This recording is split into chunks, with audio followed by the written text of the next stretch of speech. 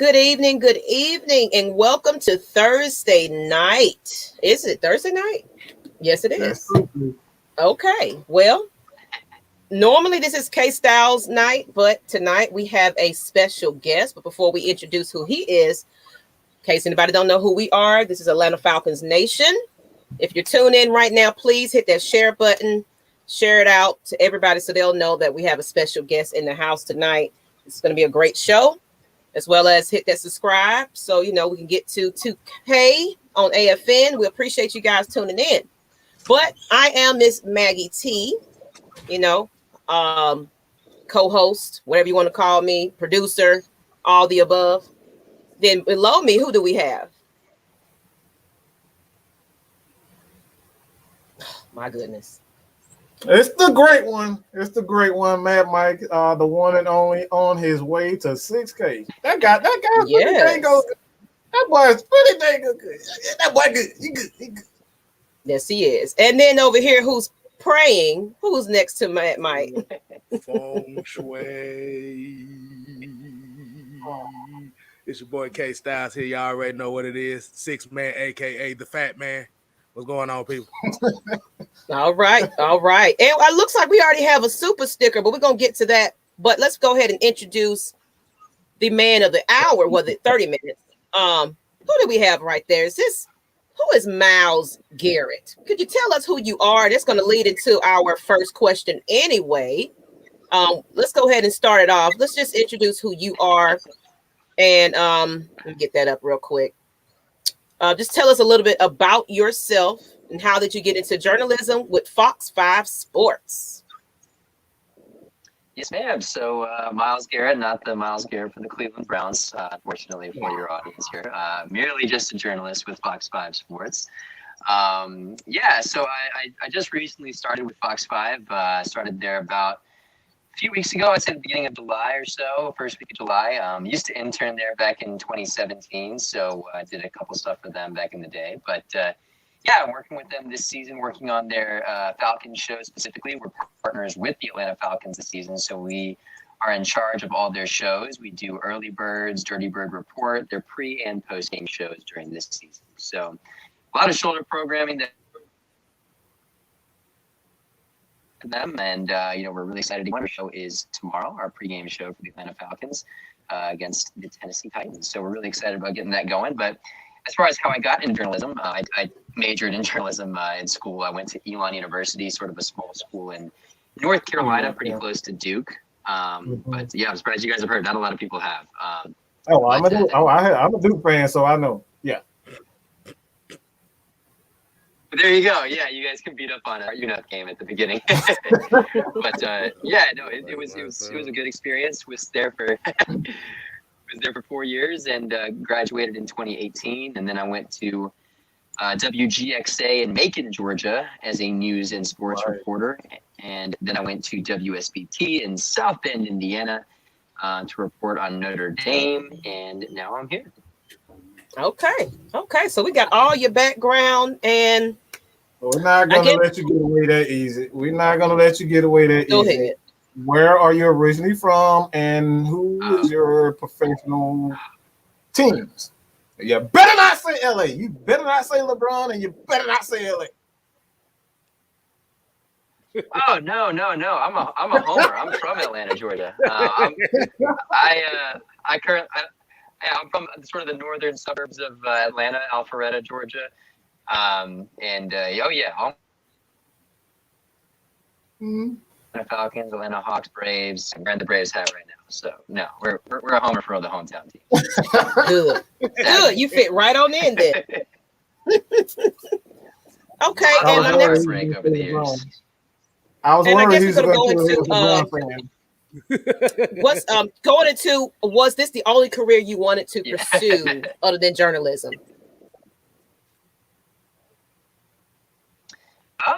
Well, I'm trying to think.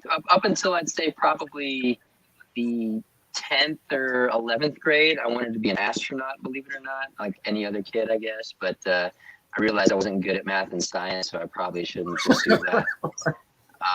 So I tried next, like, what else was I passionate about? I played football in high school, and I really wanted to kind of stay involved with sports. And capacity. So kind of that and looked at career options, and it seemed like the best one to pursue. Okay. I always ask that question because I'm curious as what else you know, because like I wanted to be a doctor when I grew up, but of course math and science is not my expertise. It gets you. Yeah, it gets you pretty quick. And fellas, you have anything to add to that before we move into the good questions? I wanted to be an Egyptian king, believe it or not, growing up. I don't know why, but I just wanted to be an Egyptian king. I was just always fascinated by it. Mummies were cool. Mummies were cool. Right.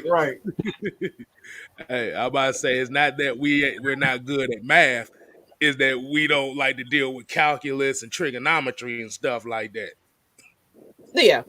I mean, I could count my coins. I could count my money. Of course. That's all that matters. Yeah, well, who would? Yeah. Who would want to do that? Not me. That's great. So who inspired you to just go into your career as journalism, I guess? Anybody that you can name that just made you say, you know what, aha, this is what I want to do? I wouldn't say maybe anyone in particular. I sort of did have one of those moments, I guess you could say, when I was a senior in high school, and I was looking at people who I'd want to be like, and Adam Schefter was at the top of that list, the analyst with the NFL Network, who I'm sure you guys, or ESPN, that I'm sure you guys are very well aware of. And I just tweeted at him one time. I was like, what should I do to try to be like you, essentially? And he DM'd me, which I thought was really cool. And he said, treat people fair, work hard, do all that kind of stuff, trust the process, all that kind of stuff. So him sort of messaging me was kind of, I guess, a shot in the arm to be like, okay, like maybe this is something like I can do. He reached out to me. He didn't have to do that, and I thought that was kind of cool. Yeah, so. I love when, like yourself, you're reaching out to people, you're being personable. That makes a world of a difference for small people like us that are not in that field, but we admire what you guys do. So for you to just say, okay, yes, I'll come on your show and you're answering, that makes a world of a difference for everybody. Mm-hmm.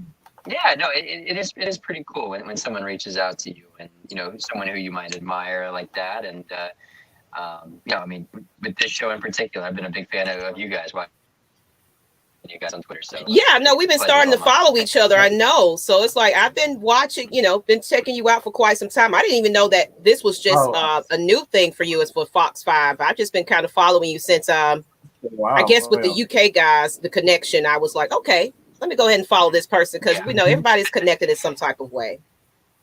Yeah, it's a big Falcons network on Twitter. Absolutely. Mm-hmm. So I want to say this. My question, and just forgive me, a lot of mine just come off the head. That's why they call me the mad scientist. Just right off the top. What's a life-defining moment as far as sports are concerned? One moment in sports. It doesn't have to just be football, baseball. Like in sports, that say, you know what? I want to be a professional athlete. Like one player or a moment. It's like, okay, this is what I want to do. That's a good question. I mean, it's difficult to think of. There's so many. As a kid, the first athlete that comes to mind who sort of got me into just sports, period, like being a sports fan, was Javi Lopez with the Atlanta Braves, the former catcher. I just knew you was going to say a Brave. I knew you was going to say a Brave. and I don't know why. It was one of those things, me and my dad, that was a big thing with us as a kid going to baseball games. And for some reason, it wasn't Chipper Jones. It wasn't, Smoltz, Glavin Maddox, or any of those guys. It was Javi Lopez for some weird reason.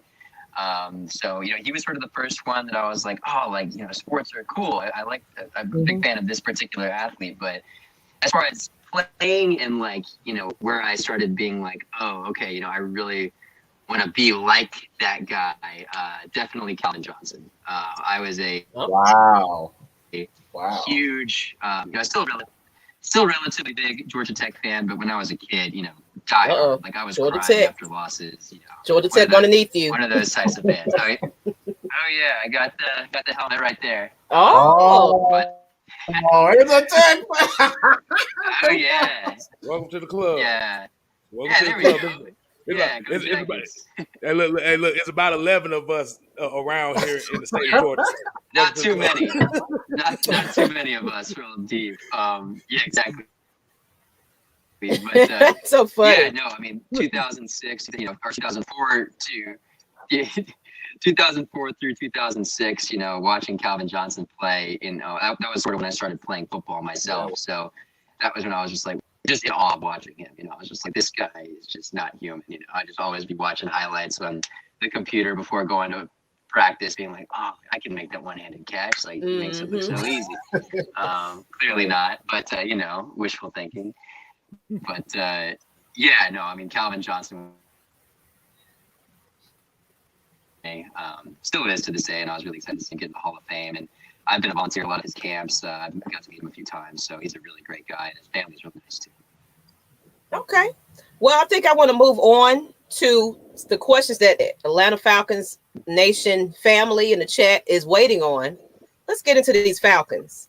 Sure. So, few questions for that, and then however you feel fit after that. But how do you feel about training camp under Arthur Smith and Terry Fontenot?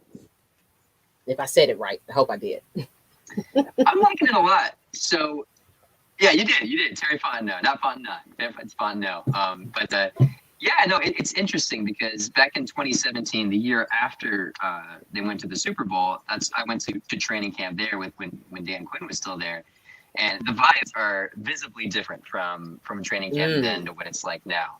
Number one, right off the bat, under Dan Quinn, music was blasting during practice. You could almost barely hear yourself think. It's very loud, bass-heavy music to where, it was almost like, I hate to use this comparison, but it was almost like a club-type environment. Gotcha. Very loose, very, loose goose, do your thing. Arthur Smith, complete opposite. There's music playing, but it's sort of faint in the background. You can't really hear it too well.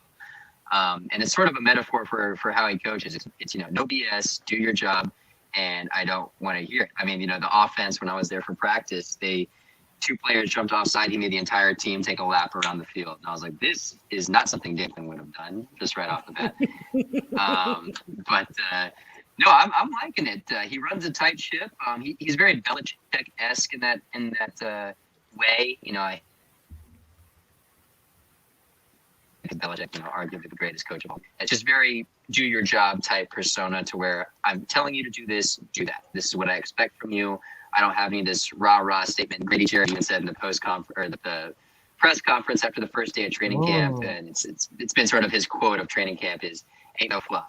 Ain't no fluff with this new regime. It's no catchphrases, none of that. We're pissed after a loss. It's straightforward and expect to do your job. You can actually say the word piss, okay? You can actually say the word piss with the team without actually. Yeah, it gives me flashbacks. Yeah.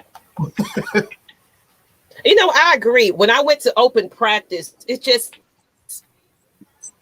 even the crowd that was coming into the stadium, it was just so many people, so many happy faces. Everybody's just like, finally, we're excited about something again. It just, that energy was a little different. Even when they huddled up at the end after the practice, everybody was in smiles. They were just, intent with what he had to say, and everybody was just paying attention. You don't see somebody doing this. You don't see somebody doing that. The entire team was focused on Arthur Smith. And they thanked the fans, and we happy that y'all are here. And everything. They made us feel special for coming in there like we're a part of this team. Exactly. Yeah. And, there's a big, Arthur Smith himself, I'd say, isn't quite as personable as Dan Quinn was. Dan Quinn was more, he's better at probably giving those speeches to fire you up. That really isn't Arthur Smith's type. But, I think it's something that, you put in comparison these types of rah-rah statements, all that kind of stuff. It can be good for, 1 season, 2 seasons, but the NFL is cyclical. You have new guys come in all the time, new fresh faces, draft, free agents. That message isn't going to come across to every single group that you have. So I think that's where a lot of disconnect happened with Dan Quinn with some of these guys. Now, that first few groups that, they get to the Super Bowl, they're all buying into the same message.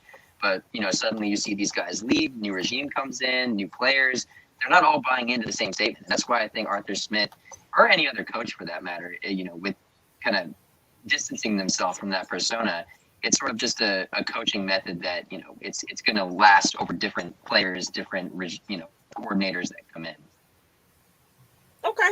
Yeah, I agree. I definitely agree. Anybody want to add something to that? So we go to the next question. Oh, I was gonna add something.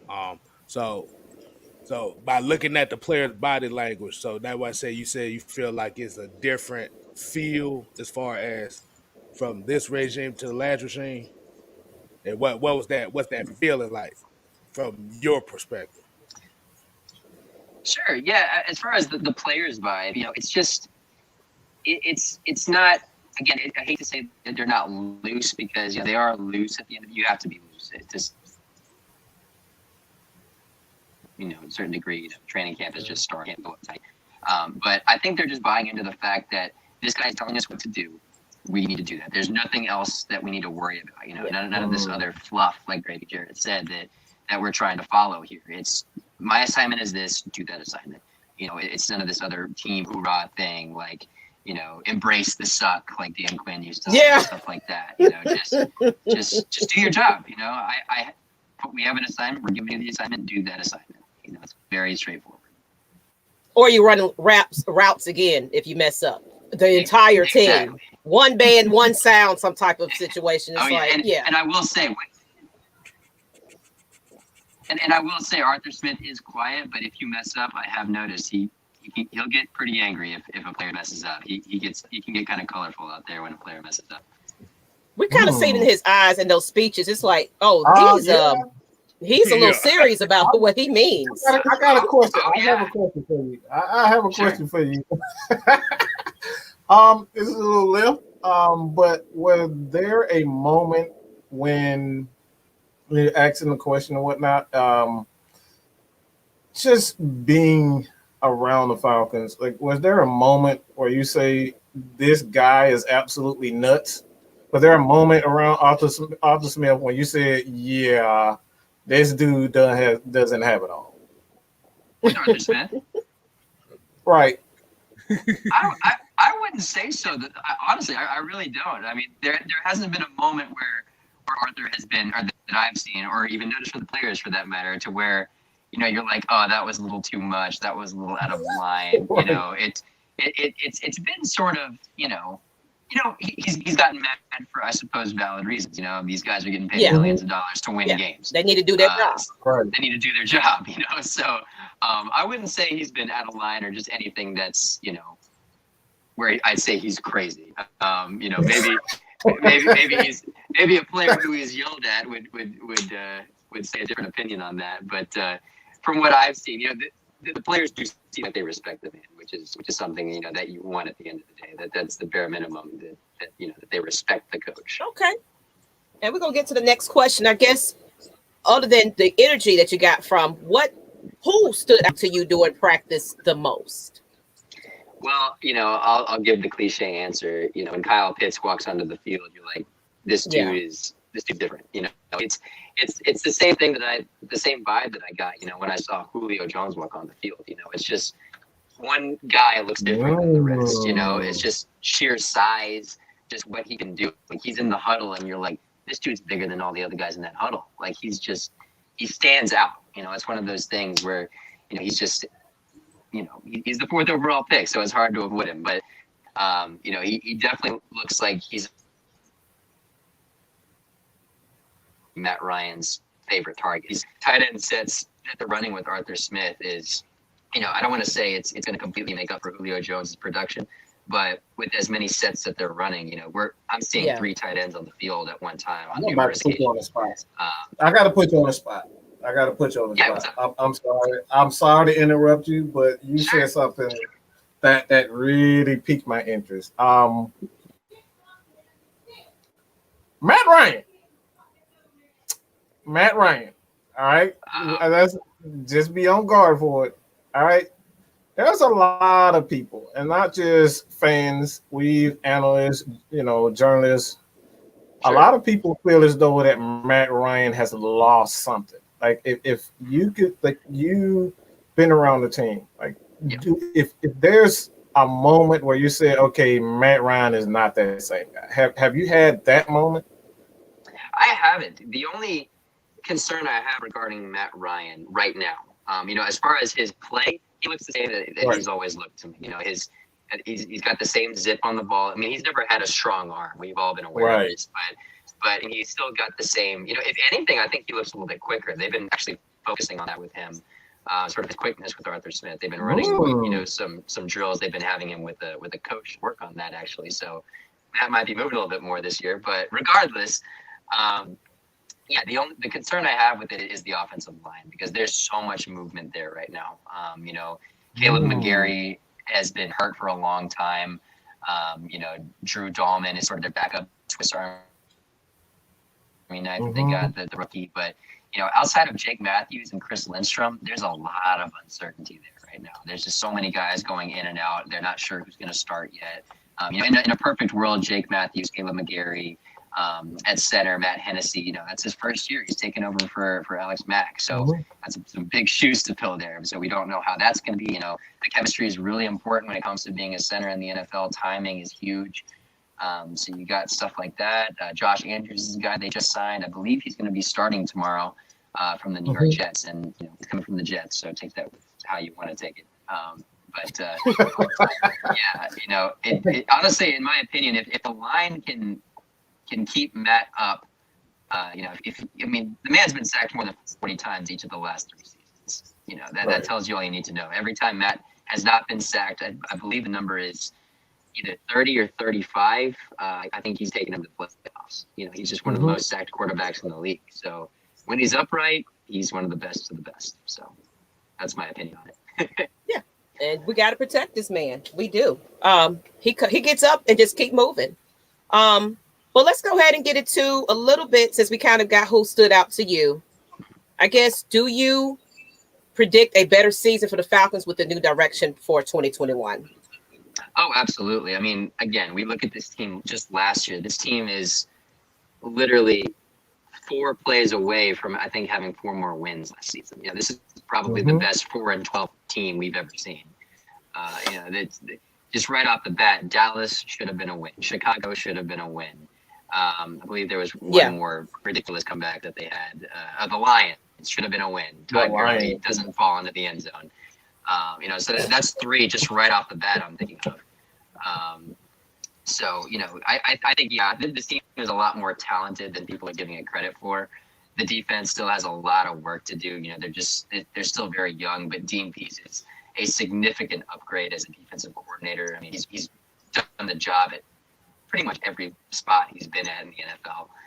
So I have a lot of faith there. He's going to have to do some wonders because, again, outside of Grady Jarrett, Deion Jones, and AJ Terrell, who I think is going to take a really big jump this year, there's just not a lot of talent there. They're so young and they're so inexperienced that I can't confidently say that the defense is going to be good this year. I mean, again, 21st in the NFL would be a significant improvement for them. They've been just hovering around, 25 through 32 range. It's not going to win any games. When they went to the Super Bowl, they were 28th. That tells you all you need to know. The defense has just always been holding this team back. I agree about that. I don't expect it to be like a perfect defense, but I do feel that people don't give Raheem Morris enough credit because he turned them around just a little bit, though. There was some type of improvement there, definitely. So with Dean Pease, while he's a solid assassin right now, we don't even know what he got going on right now. Yes, I think he's well aware that he has to improve this defense, definitely. I agree, and I will say that's another observation I've noticed in practice. The defense does look feisty. They look a little different. They're putting in different looks in practice, and again, it's something that fans have been freaking out over on Twitter because they show these interceptions from Matt Ryan, these really cool plays that the defense is making. They show a Deion Jones interception. They show an Isaiah Oliver who had a really great play the other day, a one-handed interception. And it's like, oh, Matt Ryan, what are you throwing to? It's like, no, the defense is actually making some pretty good plays right there. So, again, God forbid the defense actually does something, but Matt Ryan, it's all Matt Ryan's fault. But no, I think they might surprise some people.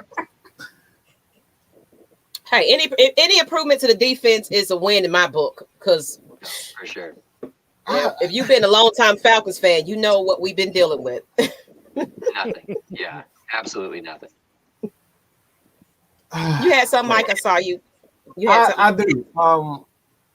Here we preach the small, intricate details of football, the 3-and-1s, 3-and-2s. Using 3 tight end sets, something that we rarely saw under former friend is what we call him, a dirt cutter. Is there? Have you seen anything for you that said they really, putting more emphasis on, the small details, the red zone, the 3rd-and-1s, those type, being more physical, as far as their drills is concerned, like just anything that says right off the bat, we're going to be tougher. We're going to play smart football. Is there anything that stood out to you? 100%, and I credit Arthur Smith's play calling ability to this. There's two different things that immediately come to mind when you say that. Number one, and I'm sure this is going to excite a lot of Falcons fans, goal line situations. They've run a lot of I don't want to call them pick plays, but essentially plays that get guys like Kyle Pitts open. We never saw that with Julio Jones. Guys who have this ability to get jump balls, but they use guys as decoys. Russell Gage comes across and suddenly Kyle Pitts scoots out and he's wide open on the side. Just different plays like that. It's again the red zone type drills, and I'm like, oh, this is something I'm not used to seeing. I don't remember them dialing stuff up like this for Austin Hooper or Hayden Hurst last year.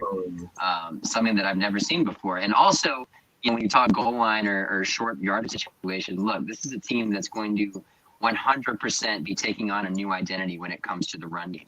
Arthur Smith is a play action run first identity type coach, and granted, Derrick Henry isn't on this team, so that might be a little different at first. But Mike Davis is more of that bruising running back, and I do think he'll be an upgrade over Todd Gurley, whose knee is, I feel like there's nothing left in at this point.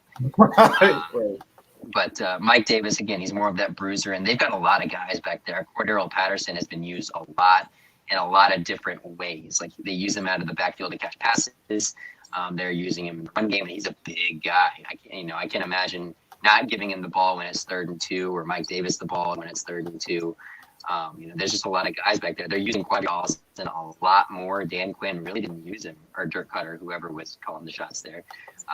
He wasn't really used last year, and he's been used, I'd say, extensively so far, more than I've seen them use before. So it might be a running back by committee at first, that we could be seeing until someone breaks away with the role. But yeah, those two things stand out to me the most. The running game, that they're just going to be adapting, and those goal line situations, getting Kyle Pitts the ball, which, again, why not do it? He did it so well at Florida. I like what you said right there about just players that, this is something we talk about here. It's going to be a lot of players that didn't get that shine last year. We're going to start seeing this season, I think, especially due to COVID last year. I even say the rookies from last year, they are still getting it together because we didn't have this full practice. We didn't have all those things for them when they came into the game. So they're still learning as well. So, it's a better situation for everybody at this point. Oh, yeah, absolutely. I agree. Mm-hmm. And one of our last two questions, because we're going on our 30 minutes, basically just more elaborating on the offense and defense. Which side do you see the most improvement? It's difficult to say because, again, the offense has, we hired an offensive coach the first time. Right. They've had an offensive coach since Jim Mora.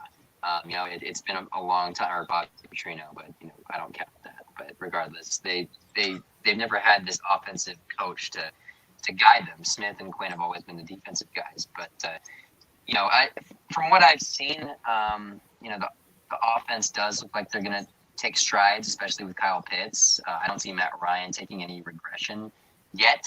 Maybe next year we might see some slowing down a bit, but this season I don't see it yet. Again, the offensive line might be holding them back, like I was saying earlier, but it's weird. I might say the defense, just because of, how you get worse. It's one of those things where they literally can't get worse. It'd be a surprise to see them get any worse than what they've been playing at. So I'm going to say the defense because I think the offense will sort of continue business as usual. Again, it might be, one of those transition years. We saw even with Kyle Shanahan, as great as he was, that first year with Shanahan, it wasn't quite what it was supposed to be yet. And Matt Ryan even came out and said, the terminology, you got to get used to it first. You might need to get used to it. Yeah. So, maybe it's one of those years where they're just trying to figure some stuff out. Next year is the year they take that jump. So who knows? I agree with that. Because I think everybody's expecting like explosiveness. Oh my goodness, what's going on? Who's this new team? They have to learn this new terminology, the new coaches. It's like Matt Ryan is always with a new coordinator, a new head coach every other year. So it's like he doesn't have a chance to get comfortable with everybody. And then once he finally get there, it's like, oh, well, we're getting rid of him too. So guess what? You started all the way over again, Matt Ryan. Oh, yeah, you go Mike Mularkey, Dirk Cutter, Kyle Shanahan, Steve Sarkisian, back to Dirk Cutter, and now Arthur Smith. I mean, I can't imagine having to learn all those new terminologies every single year and expect to, have any sort of consistency with that. Right. Yeah, I absolutely agree.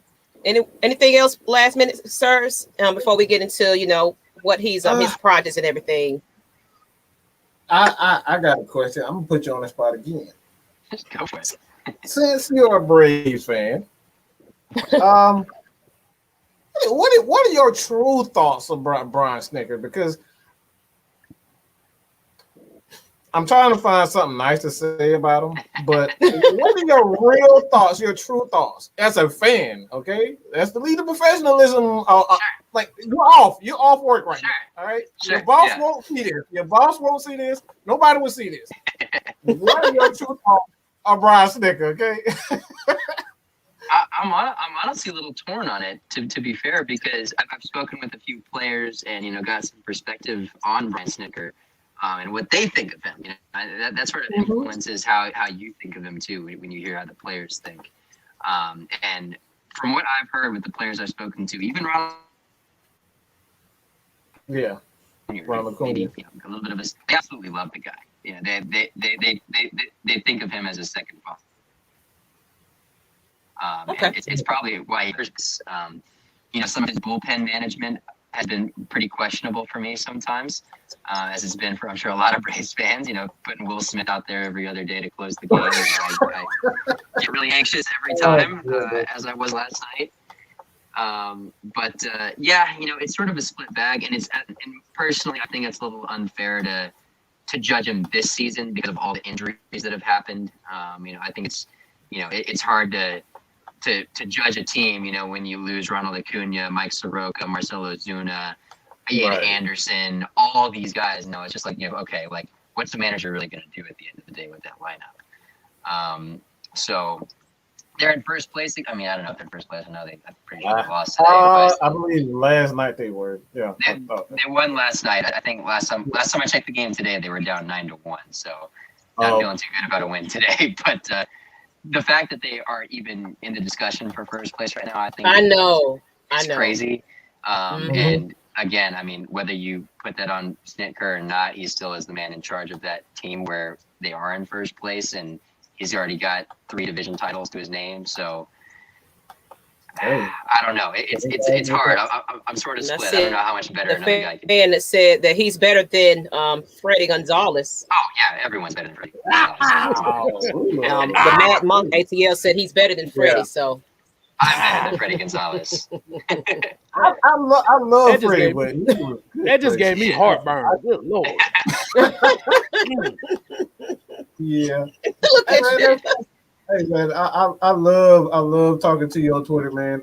We absolutely love having you on. We'd love to have you back whenever you're free. Look, man, kind of give us, your final thoughts on, just whatever. Sure. Yeah. No. Again, what's next for you? Any projects coming up for you? Sure. Yeah. Again, very happy to be on the show. Thank you guys so much for inviting me. We're really about to kick it into gear with Falcons stuff. I'm in charge sort of producing a lot of these shows, Early Birds and Rise Up Tonight. They're run by Kelly Price and Justin Felder are sort of our main talents on that.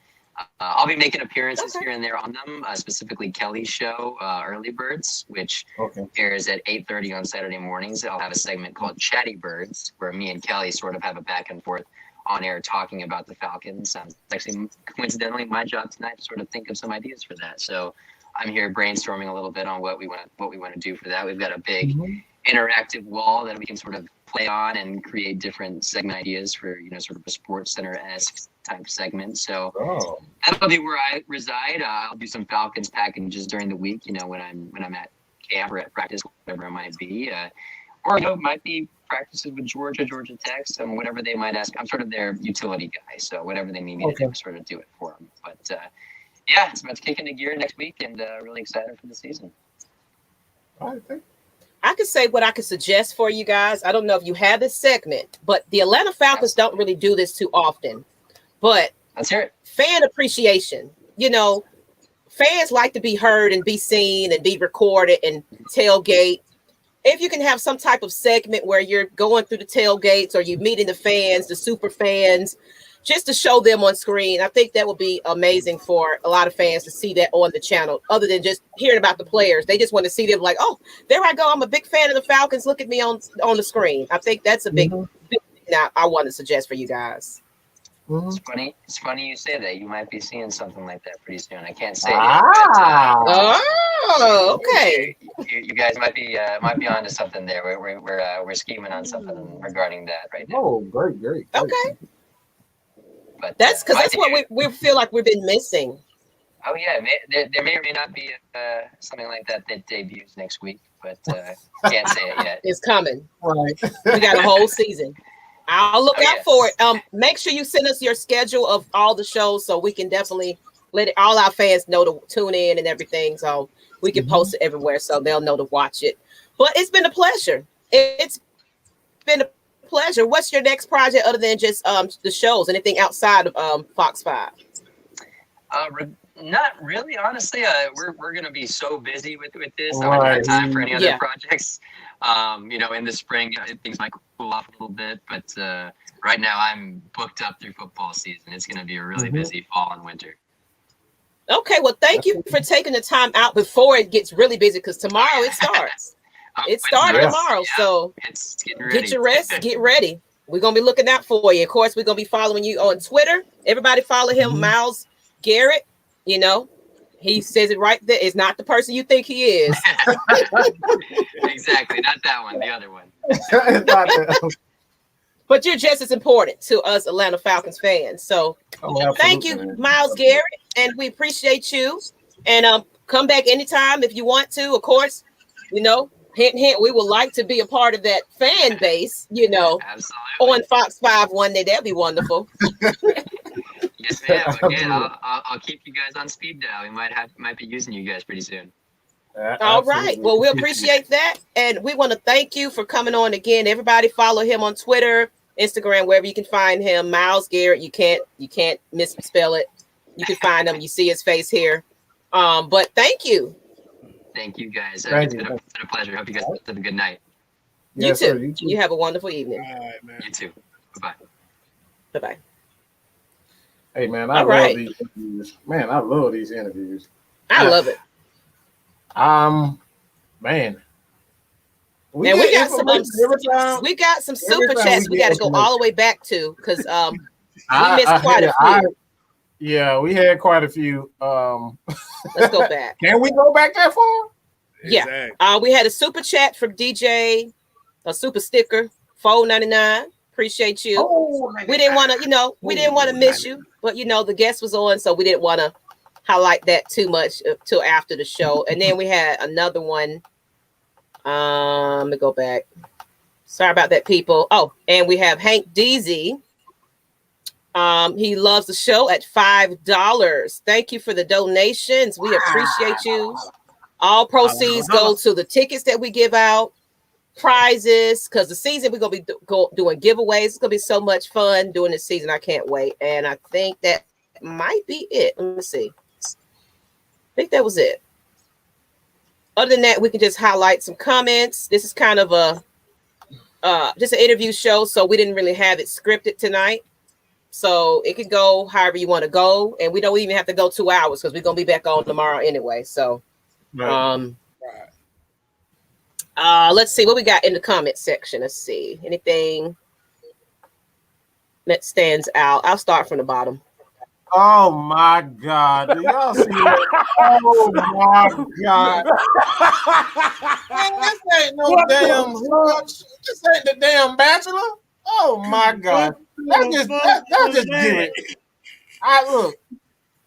What the hell is that shit? Wow. I don't even know why you highlighted that. I don't know why you even highlight that shit. I don't know why you highlighted that. Thank you, Twisted. Wow. Are we really? Oh boy, that. Wow. You should even highlight that. No, that's no. Okay. I don't know why you highlighted it. I wasn't gonna even acknowledge it, but okay. Look, let's see. Let's do it like this. Drop your questions. I'm not even finna go back. Just drop your questions. It's the Q&A session.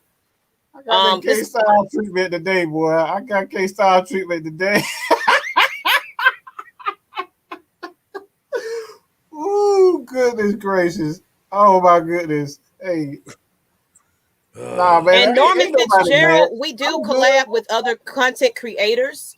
We always do. We just go on their channels. They come on ours. So let us know who y'all want. Hit them up. Tell them that they need exactly. It's nothing to have them on. We always have the invite. It's always open. You know what I'm saying? But we're so busy in our own thing. We can't think about everybody, to be real. Mm-hmm. So if you got a suggestion, let us know who you want. Hit them up.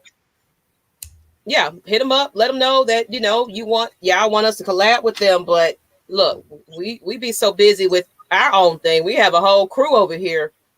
It's hard to keep up with every content creator they're out there for Atlanta Falcons, to be real. Mm-hmm. We had Tyrone Feline Sports Podcast. He has his own show. He'll have his own channel real soon. He does a great job. He's with Dunn. The Kstlyz Sports Podcast. He does the Hawks. He's gonna do he actually gonna do the Georgia Bulldogs content. So if you guys like Georgia Bulldogs content, he's the guy to go with. Because look, last time I got some good numbers from the Georgia Bulldogs, but I got called all types of N-words, and so I quit the Georgia Bulldogs. Y'all made me want to turn into a Tech fan. Okay, all the words they were calling me because I said I hate Kirby. Someone said, here's a question from Reginald Banks. Who scores the first touchdown on the preseason? You know what? We got asked this last season, I think. But who scores the first touchdown in the preseason for the Falcons? Oh my God. Predictions. Look, I'm gonna say Young Way Cool because I'm terrible at it anyway. So just Young Way Cool.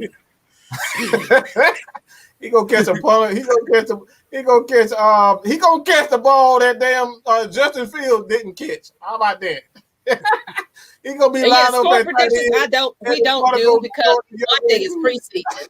So preseason, it only first 2 quarters matter anyway. So I don't do score predictions for a preseason or period. To be honest, I'll take a crack at it. I'm gonna say Lee Smith. Fuck it. Lee Smith, really? The Mountain Man. Oh goodness. He gonna catch a wide open pass in the red zone for a touchdown. And Eric, no, we're not going to be at the game tomorrow. I got some things to do. So we won't be at that game, but we're going to definitely try to make a preseason game. Mm-hmm. Got to get ready for the season, man. Because, school's in session. And, of course, Miss Maggie T had to buy all kinds of clothes for big old girls and boys. And, y'all see that GoFundMe at the bottom that help a sister out. Help a broke sister out. The Cash App. Because I don't have babies. I have big girls and kids that wear big shoes and big clothes. I'm still recovering right about now. Really is. Let's see what else we got here. How is Franks looking and your predictions on him?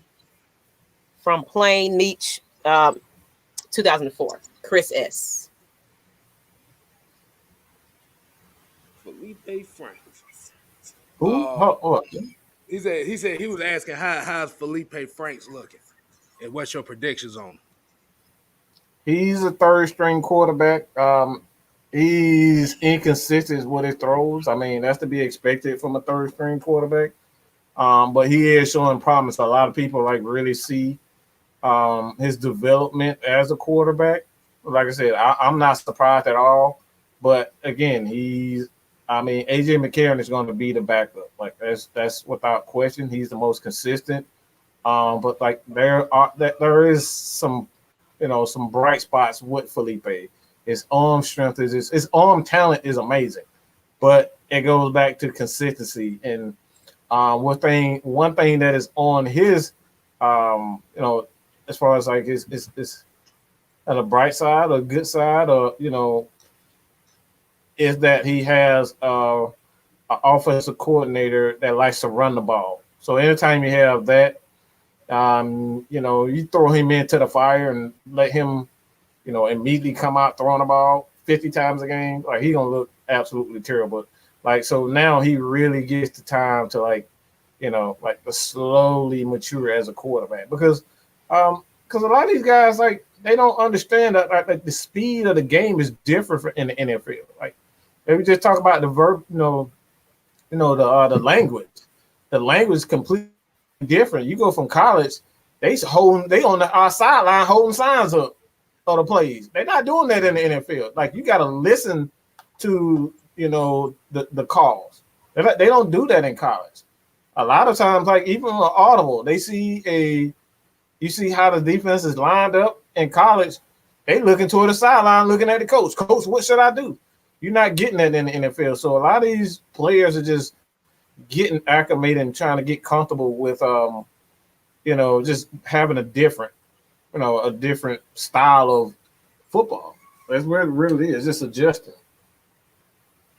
Be having signs that got Mickey Mouse and Justin Bieber on there with the number 9. They be looking like, and that's all you see.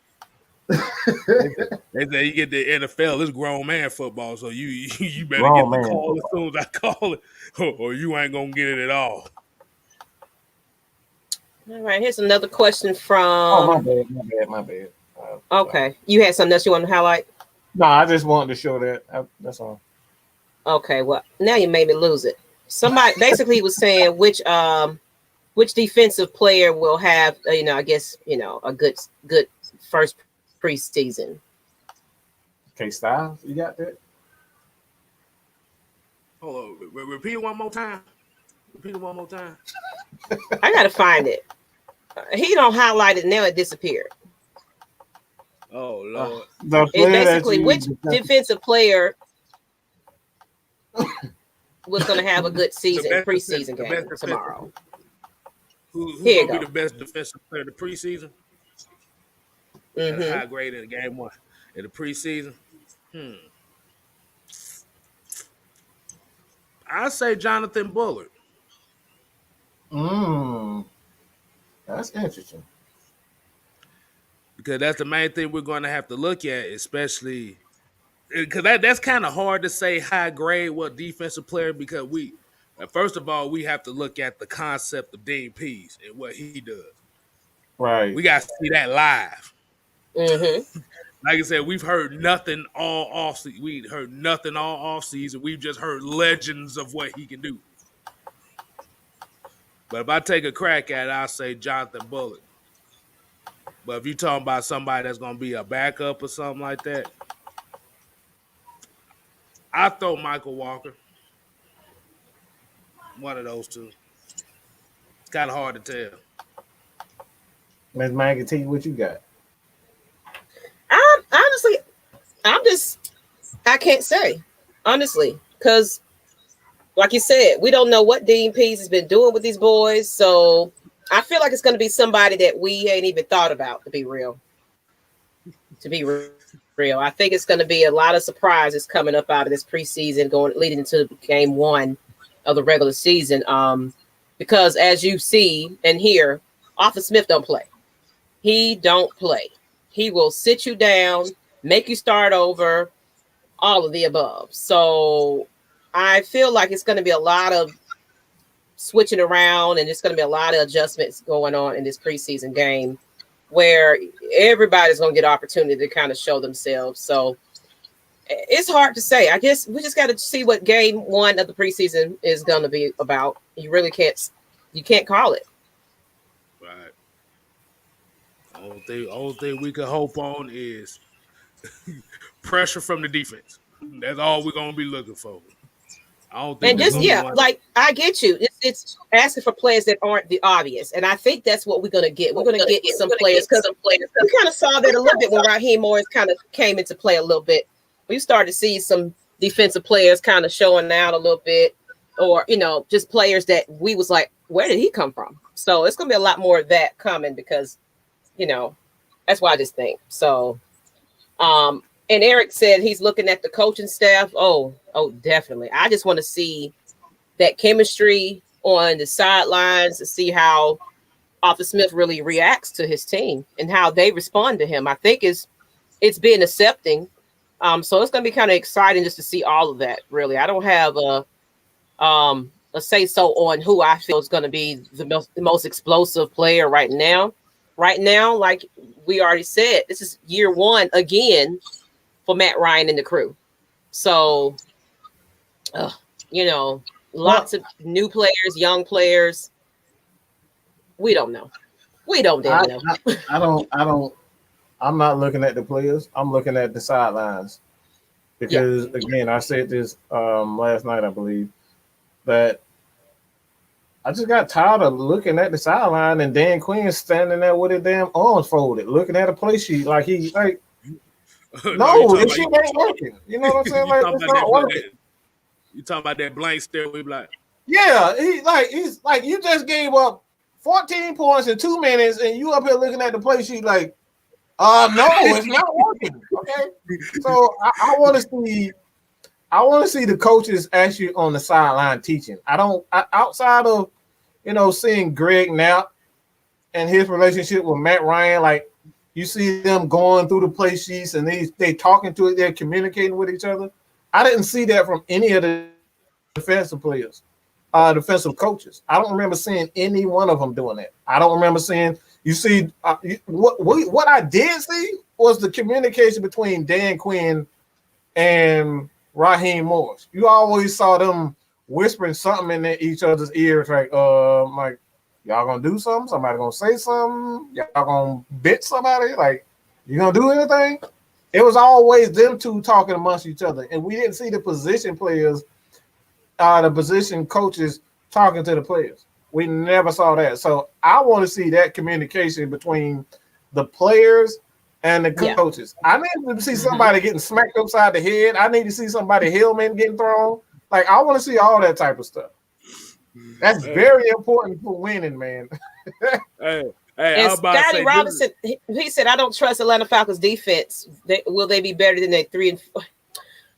I don't trust it either, but we can only go by what they have now and what Dean thinks he's gonna do. I mean, let's be real. Like, I'm not saying this like to be mean, but who cares if you don't trust? That's not for us. They got to get on the field and show us. So whether we trust them or not, it doesn't matter. They need to get on the field and show it. So that's why I always say, let's wait and see. Maybe these guys have really turned it around and they got it straight. So it's like even for me, I can sit up here and talk about what Matt Ryan gonna do or what Julio gonna do in Tennessee or what Calvin Ridley and Kyle Pitts is gonna do. None of that crap matters. These guys need to step on the field and perform. I'm tired of all this fluff. Well, I'm the best. You can throw to your teammate, but when it comes to your opposite opponent, that's when it really matters. That's what I'm talking. So, I don't really care about my thoughts or your thoughts or how you feel, because we can do feelings all dang on day. But that ain't gonna change nothing until you see it on the field. You know what I'm saying? What you got, Kstlyz? If you didn't understand what they just said, I will put it in 4 simple words for it. We don't damn know. Oh man. We don't know. So like I said, like that's my thing. That's why I have a wait and see philosophy, because we don't damn know. We don't know what's going to happen. Even Miles was saying, it's like, yeah, he thinks the offense is going to be good. He thinks the defense, may or may not be this, but we just have to see. We don't know anything. We have no clue what this team is going to be. It could be a completely different team. It could be a top 5 defense. All we know, we have no idea. So we can sit up. And I like that Miles was very honest about it. He was basically going into it like everybody's thinking that it's going to be a complete 360. We're not going to get 360 turnaround, not in year 1. So expect better than what we had as far as a record last season. But I say wild card, possibly. We'll probably make the playoffs, but we're not going to be like top seeded this and none of that. Especially with Mr. Brady over there, just running the game. You're not a real fan. You're not a real fan if you're talking about. We just had a 4-12 season. You talking about Super Bowl, like that's dreaming. Okay, let's be real. This team does have holes. We do have deficiencies on both sides of the ball. Like he was saying, the offensive line, the defensive line. We don't know exactly. These guys are young, or Miles was saying these guys are young, and Matt Ryan, we don't know if he's going to fall into that, Drew Brees, or he's going to be Tom Brady. You know what I'm saying? Drew Brees in the last, his last years as a quarterback, he could fall in that. He could be Tom Brady, and he can play to he 40, 43. We have no idea. So, again, it's boring as hell to say it, but we just have to wait and see. Yeah. Yeah, because I was about to say, did y'all want to see another year of Dirk Cutter doing this on the sideline, Farmer Frank doing this on the sideline? Looking at that play sheet is not changing. Burning a hole in that play sheet like. And G-Town Baller 5, I just want to see our defense play with a new intensity throughout the game. Just improve. Absolutely. That's it. That's all I'm asking for. And we don't need a top 5 defense, just one that doesn't give up. Right. That's absolutely right. Look, you said it. I'm about to say in football, it ain't got to be a top 5 defense. It ain't got to be a top 5 offense. You just got to score 1 more point than the other team. That's it. You ain't got to have a top 5 defense to do that. We just tired of, like I said, I didn't say this before because of respect of the guests. We don't need the Suki Hana, Amber Rose slut walk defense. We don't need to see that. Everybody get a turn. Everybody get a turn with that defense. They was for the streets last year. We don't need that type of defense. Right. We don't need that. And I like what Jordan Yates says. Every team has holes and young guys. It's about leadership, accountability, and pure want to. It seems we have more of that. Yeah, it's definitely about accountability. So even if preseason 1 don't go the way it is, I'm guaranteed they're going straight to that locker room and watching film, and they're gonna get it right for the next time. It's because they got to get rid of the jitters, the nerves. They got to get rid of all of that. So, I just want to see improvement. That's all I'm happy about. I'll take whatever we can get at this point. Yeah, like I said. Someone said the Falcons defense just didn't give up last year. They were just trash. Okay, all right. No, I like that's not true whatsoever. You're not gonna shit on this team because that's not what. Even though they were bad, we did see them play up the park. We saw improvement, definitely, and that's why we're talking about Raheem Morris. You know what I'm saying? Like he did. With the players that he had, but like at that point in time, the season was already done. So it's like there's only so much you can do. And like I said, we saw so much little time. Yeah, we saw those guys make improvements. We saw them get more pressure towards the end because the beginning, we wouldn't get any pressure. And we used our linebacker. We used Dion to get out the quarterback. We used Fourier. We used Michael Walker, those guys to blitz and get out the quarterback. And we saw Isaiah Oliver played well. We saw what we can get out of AJ Terrell. But again, it was just too little too late.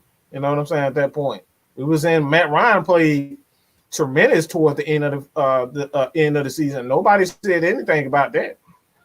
He played tremendous ball towards the end of the season. So this team doesn't like the defense isn't trash, like Miles was saying earlier. We had like 7 games or something like that where we lost like for one. It was literally one possession. That's not a trash team. Now here, nephew. Hey. Y'all hear that? Oh gosh. Yeah. We have to remember the concept of players cannot overcome bad coaching.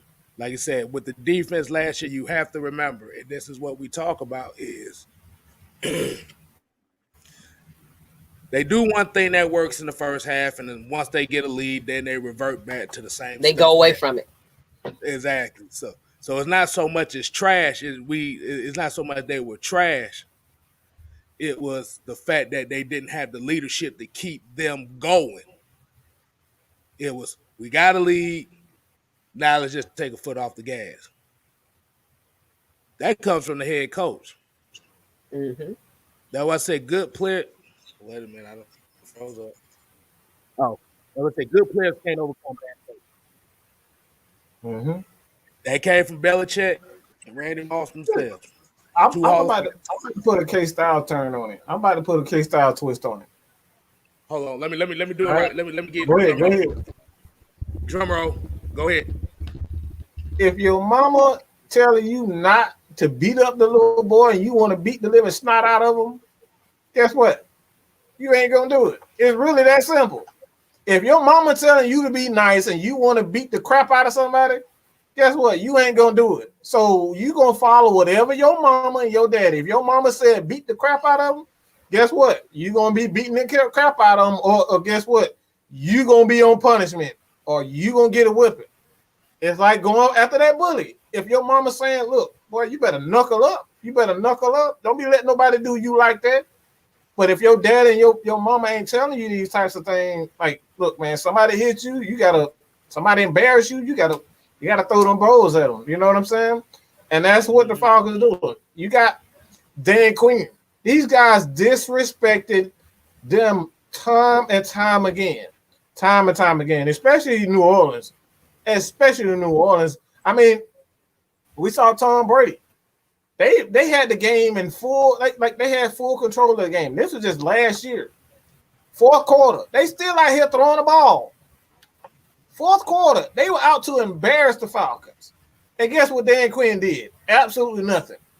Nothing whatsoever. Look, you saw what they did, even Mr.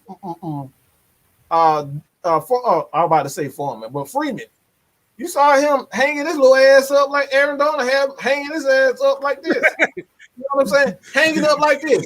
Who came to his aid? Nobody. So when you create a soft culture, the players are going to play soft. And that's what Arthur Smith is changing. He's changing that soft mentality. Whatever your boss is telling you, how to think, how to do, this is what we're not going to tolerate. This is what we're going to do. This is how we're going to run the ball. We're going to run the ball or we're going to pass the ball. You become whatever your boss is. Right. And remember, Miles just said it before. When Dan Quinn was here, they pretty much ran a club environment. Mm-hmm. Yeah. Everybody chilling. Okay, I'm finna half-ass it and stuff like that. Arthur Smith ain't like that. They got some music, but if you ain't gonna do your job, we got somebody behind you that's willing to do it. Uh-huh. Mm-hmm. Or an entire squad, y'all running. Mm-hmm. I don't care who it is. If you mess up, all of y'all, we can start this whole play all over again and get it right. Right. I like that mentality. So accountability. And Jose Cuervo says, I believe with the veteran players we have, and if the coaches bring a better scheme and game plan, and looking back at all the close games we should have won, we will compete to go deep in the playoffs.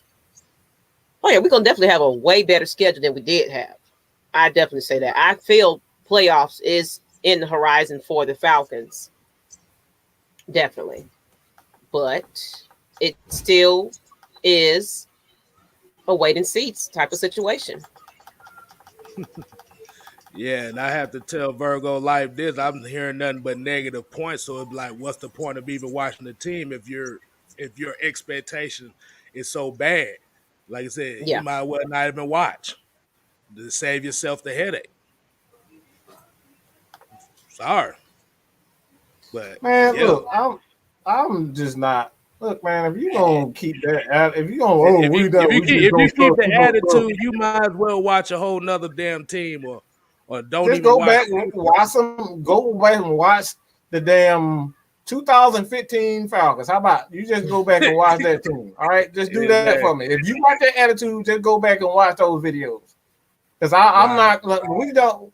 What fans do, what us Falcons fans do, real Falcons fans, we don't sit here and talk about, oh, we're gonna suck anyway. We're gonna suck anyway. We're gonna suck.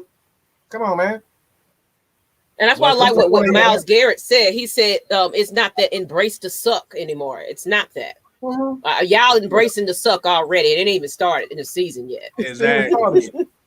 That's a defeated mindset. We don't have a defeated mindset over here. So you can go to another channel and have that defeated mindset. Atlanta Falcons Nation, either you with us or you not. Period, point blank. Cause the thing is, by having a mindset like that, that's like you getting it. That's like you about to go fight somebody. You already know you about to lose, so you're not even gonna try. You ain't even gonna try. Nah. So if I'm getting a fight, so I'm gonna use this example. If I'm about to fight Mike right now, if I'm about to fight him right now, and I'm already got the mindset, oh man, I can't fight, or I ain't got no hands. Mm-hmm. I'm not gonna throw hands. I'm gonna get my ass whooped. And then you know what happens if I get my ass whooped? If my parents find out I get my ass whooped, they gonna whoop my ass. That's how it was as kids. That I know that's how it was for kids for me. If I didn't fight back, oh, you ain't fighting back against the parents. Mm-hmm. So I like what Isaac said right here. A prime example of good coaching is when Phil Jackson took over the Lakers and they won 3 straight. Another example is when Nate McMillan took over the exact same roster. Damn. But his mindset is they didn't win the championship, so he gonna say that don't count. I mean, honestly, you can't get any worse than we were last year. That's any improvement is good for me. In my book. I ain't got nothing nice to say to all these damn lazy. Look, man, it's so damn lazy to be negative. It's so lazy to be negative. What's the point of just waking up defeated? That's the part I don't understand. It be so many of our fans so set on one player, 2 players, Matt Ryan. This is like, why are you even watching the team? Yeah, that's the part I don't understand. Why are you even watching it if you just can't stand this player leading this team and whichever? Oh, we're gonna suck again. Why waste your money? Why buy jerseys? Why even do all of that if that's how you feel? In reality, for what I think it is, and I'm just going off a limb here, I think they embrace the suck because it makes them feel better about themselves to know somebody else is struggling. Ooh, I like that. Hey, you got that right. So, because I like that, Drew. You foam the ball, DQ clap, and he'd be like, "Oh, here you go. Oh man, that's all right. That's all right. We got 3 pieces. We got 3 pieces for everybody. Oh, we foam together. We lost as a team, man. Yeah. One band, one sound. We suck. Yeah, we're going to go to Dairy Queen for some blizzards. My treat. Yeah. Oh goodness. And then you got some of the veterans looking at the sideline like, really, we gonna really do that? See, that's why my ass don't want to play with you. Mm-hmm. Embrace the suck, man. I heard that when I first heard that, I was like, "Are you kidding me? I ain't embracing that crap. I'm trying to forget it. The hell you talking about? Embrace the suck." So I got another analogy. You go to the club, you try to pick up on a chick, and she tells you no. You gonna give up on women? No.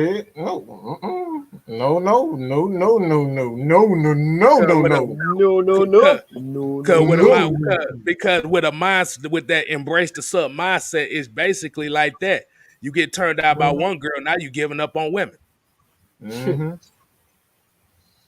Forget that. And Kev J said, should Oliver get another crack at outside corner with Pease running the defense and playing more man?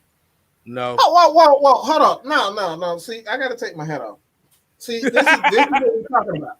This is exactly what we're talking about as Falcons fans. We love to just pick on one or two players. Everybody sucked. Why is it that we always want to focus on Caleb McGarry, Isaiah Oliver, and Matt Ryan? Why is it never everybody else's fault? They win, you win as a team, you suck as a team. Why is it that we always want to say, oh, Isaiah Oliver, he needs to improve? No, AJ Terrell needs to improve.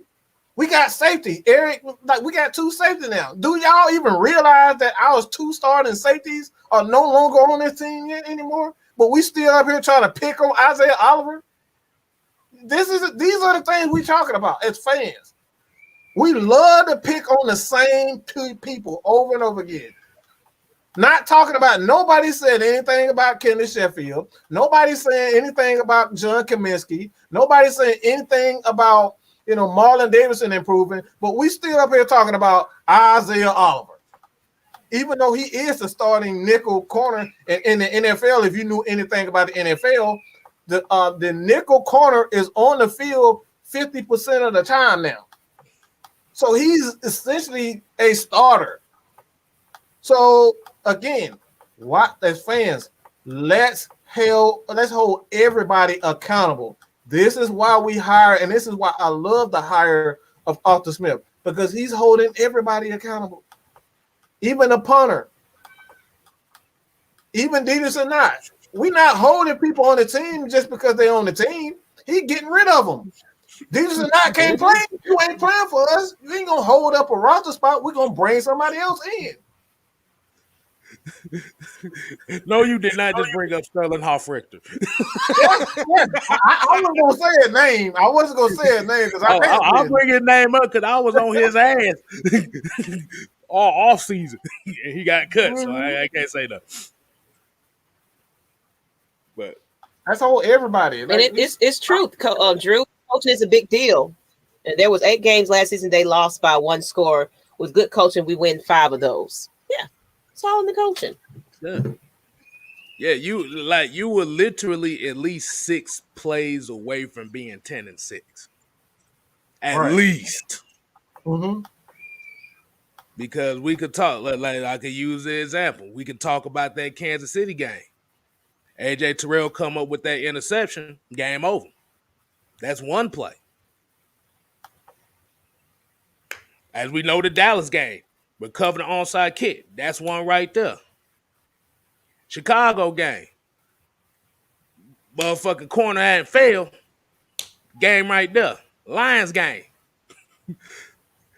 One stop on a 50-second drive that was completed in 3 to 4 throws. I ain't gonna count the Green Bay game because everybody was falling on their ass that game, bro. They literally had one play when 6 people was open, and I didn't even know you had 6 receivers on the field. Yeah, I'm saying this. Why? Look, it's not about picking on. Look, the fact that everybody always saying that he needs to be outside. He doesn't need to be outside. He needs to be where he is. We saw him playing better inside, so I don't even understand why we looking at the outside. He needs to be a slot corner or he needs to be a safety. That's how he got the pick. The interception on Matt Ryan because he was playing safety inside. So this is what I'm talking about. Like I said, it's nothing you personally, I'm just tired of seeing the same people saying Isaiah Oliver, Matt Ryan. Every time something go wrong, it's Matt Ryan's fault. It's Isaiah Oliver. And we saw it last year. That's why we call Ricardo Allen AOL dial-up. Why he's never every time Isaiah Oliver gets beat, why is he never nowhere around? Him and Keanu Neal always tearing ACLs and Achilles, but we still talking about Isaiah Oliver need to improve.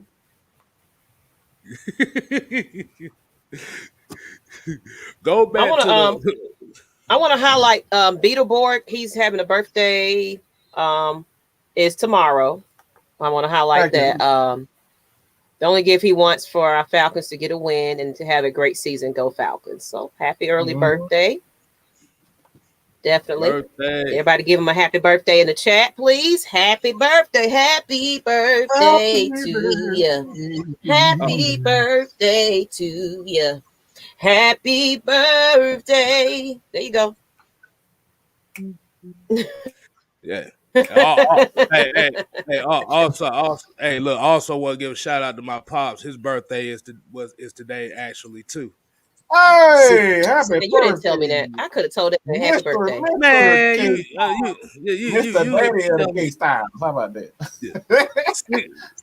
61. Oh man. Good gracious. He's up there. Yeah. Your dad look good though. Your dad look good with 61. I damn sure give him that. Yeah, exactly. Right. Hey. They goofy. My goofy ass. You see him, you know where it come from. So yeah. Oh man. All right. Got any more questions in there, y'all see? No, I think we're gonna probably call this a early show tonight because I still gotta get up in the morning. Right back on it tomorrow. We're gonna be on what 6 o'clock? It should be like 6 o'clock, 5:30. 6 o'clock tomorrow. Yeah, 6 o'clock. It's 6 o'clock. Okay. Yeah, 6 o'clock. So they can get at least an hour and a half of us, and then check out the preseason games. Mm-hmm. Yeah. So yeah, I think this was a good episode, everybody. Tune back in tomorrow, like we said, at 6 o'clock. We'll be back on it right before the preseason game. I'm excited. We get some real football finally. Let's celebrate that. Oh boy! Hey, oh my God. Hey, prove it. We'll talk about the offensive line tomorrow. Like I said, we about to wind it down. Long days tomorrow. Trust me, y'all about to get some crazy amount of content. So hit KSTYLZ up. All right, on his quest to 400. All right, I'll get the 6K. Everybody always make me feel bad for being.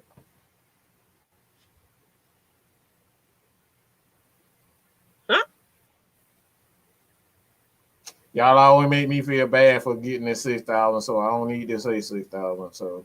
Oh Lord, whatever, Mike.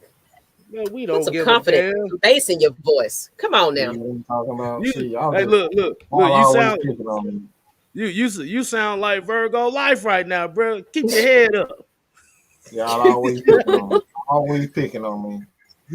All I just want to do is picking on yourself right about now. How about that? I just want to give the fans what they want, and y'all just won't let that's on you. That's just won't let me. We ain't said nothing. You beating yourself up. You embrace. I'm embracing exactly. Wow. Exactly. I was just about to get into that. Oh man, y'all don't embrace the suck. Yeah. But I know I got stuff to do. So hey man, 6 tomorrow, people. Tune in. We got a game tomorrow. So y'all let's get ready. I want to see all Falcons gear on my timelines, Twitter, Instagram, Facebook. Let me see y'all get ready. If y'all go into the game, let us know. We want to see some inside videos, everything. Y'all just show out. We'll be there soon. We'll probably choose another preseason game to go to, but I still got stuff to do with these kids. So Maggie won't be there, but we will be there soon. And you're out, prove it. Say it with your chest, Mike. That's right. Say it. Don't have Maggie over here sounding more managed than him. Come on now. Put some bass in your voice. Bass in your voice. Thank you. Say it with your chest. Say it with your chest. God damn it. Come in here with all that. Shoot. What's up, Jay? We're about to head out, man. We appreciate everybody for joining us, but you ain't got to go home. But you got to get the hell out of here. Hell out of here. Deuces. Peace.